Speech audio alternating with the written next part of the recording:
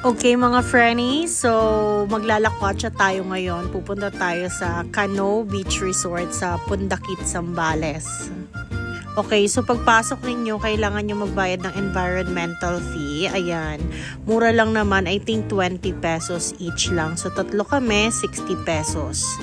Diyan tayo papasok. Ayan na yung Pundakit proper. Napakadaling sundan kasi may mga signages katulad yan. Tapos, pwede nyo naman siya i-waste. Isang padiretso lang yan. Pagdating nyo sa Pundakit, makikita nyo na kagad. Papasok naman sa resort, sobrang dali lang. Mukha lang sobrang titid ng daan, pero isang padiretso lang yan. Nagkasya naman yung pick up, walang hassle. Tapos malaki yung parking nila, so walang magiging problema.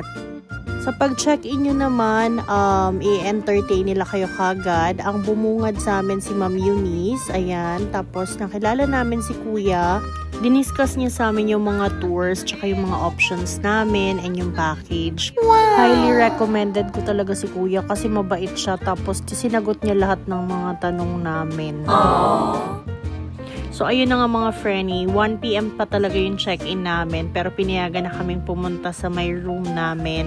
Pwede na rin pumasok, pero bawal pang buksan yung aircon. Room tour muna tayo. Yung kwarto, maliit lang siya. Huwag mag-expect ng malaki kasi ang rate nito is 2,000 pesos lang per night. So, 3 nights kami, 6,000 plus nag-extra mattress ako para kay Gab. Yung dog may one-time fee na 300 pesos. Pwede na. Beachfront to. Hindi ako nag-expect ng malala kasi alam kong hindi naman to 5-star hotel resort. Pinuntahan ko to kasi sobrang nagandahan ako sa view ng beachfront nito. So, isa pa, long weekend, so mahirap mag-book. Kaya, sulit na to. Nung naipasok na namin yung mga gamit, for the pauling na yung asawa ko, ayan, kasama niya si Hachi. Tapos ako, syempre, for the video, ang laki ng lugar na to, ang laki ng parking, malaking space, libre yung ihawan, yung access sa mga cottage, pwede kang pumili sa dami niyan, kung saan kayo pepwesto. Okay, syempre, for the ihaw kami, di ba? Tapos, pagdating ng hapon, for the abang na kami, syempre, sunset viewing to. Kailangan front seat talaga kasi ito yung dinayo namin. Ayan na si Hachi, hindi na maistorbo. Sobrang ganda ng sunset. And medyo maliwanag pa, pero nag-set up na yung husband ko dyan ng karaoke. Mahina lang naman yan. Tapos nagdala siya ng konting drinks. Pero nagdala nga pala kami dito ng trash bag ha, kasi ayaw naman natin mag-iwan ng mga kalat. Sabi nga nila, diba, footprints lang. The next day, syempre ang aga namin gumising kasi mag-island hopping kami ngayon for the Capones, Camara, and Anawangin Island. So, papakita ko sa inyo kung magkano yung binayaran namin. Ayan, so sobra excited namin. Nagsuot na kami lahat ng life vest kasi pinasuot na kami niyan. Pati si Hachi meron na rin. Ready na siya. Naka-life vest din. Akala mo naman talaga. First kasi niya. Kaya hayaan na natin. Hindi pa man naidadaong sa dagat yung bangka. Gusto nang sumakay. Ayan, so binuhat na siya ni daddy niya kasi hindi ko siya kaya. Taga-baba lang ako. Sumakay na siya ng bangka, super excited, ayan na. Kinabahan talaga kami nung una kasi baka tumalon or something. Pero natuwa naman kami kasi super chill lang niya. Excited kami, pero parang mas excited si Hachi. Ayan o, tingnan nyo, makikita nyo dyan. For the sightseeing si Hachi dyan. Ayun, super saya lang kasi excited kami. Ngayon na lang ulit namin itong magagawa. Tapos, first time din namin mag-e-explore ng kasama namin si Hachi. So, ayan. Happy naman siya. So, ayun na nga. Yung mga ganitong travel talaga, minsan nakakaano din. Ang sarap sa feeling. Yung parang feel good lang, ganon. Parang sobrang excited ka kasi ang ganda ng mga nakikita mo. Parang nakakaginhawa after ng stressful days. Tas sobrang pagod. Ang dami mong iniisip sa Manila.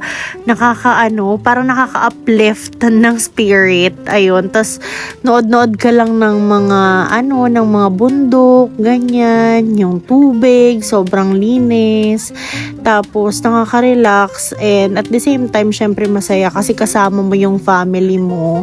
Ayan, for the bonding kami.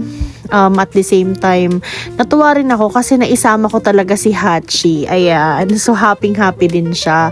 Ayun. So, wala lang, naisipan lang talaga namin na mag-island hopping din kasi nandito na rin lang kami. So, syempre, experience na lahat. So, papunta kami ngayon dyan sa may Capones Island para mag-picture-picture, ma-explore namin yung island, tapos makapag-swimming na din.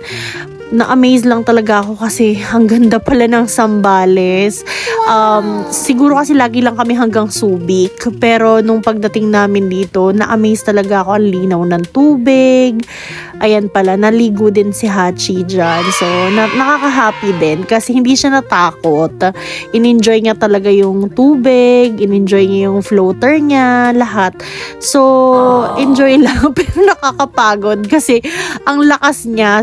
Hatak talaga ako ng malala kay Hachi kasi sobrang lakas niya. Pero okay lang kasi na-enjoy naman niya yung pag-swimming niya dyan. Sobrang init lang. So, bili din kami ng ice cream. Ayan kay Kuya, ang galing mag-picture niyan. Siya yung nag-picture sa amin. Tapos, natuwa ako kasi hindi ko in-expect yung lasa ng ice cream. Pag pumunta kayo dyan, bumili kayo niyan na. Ang sarap talaga niyan, sobra. Syempre si Hachi, pinatikim din namin. Pero ito seryoso mga Frenny ha.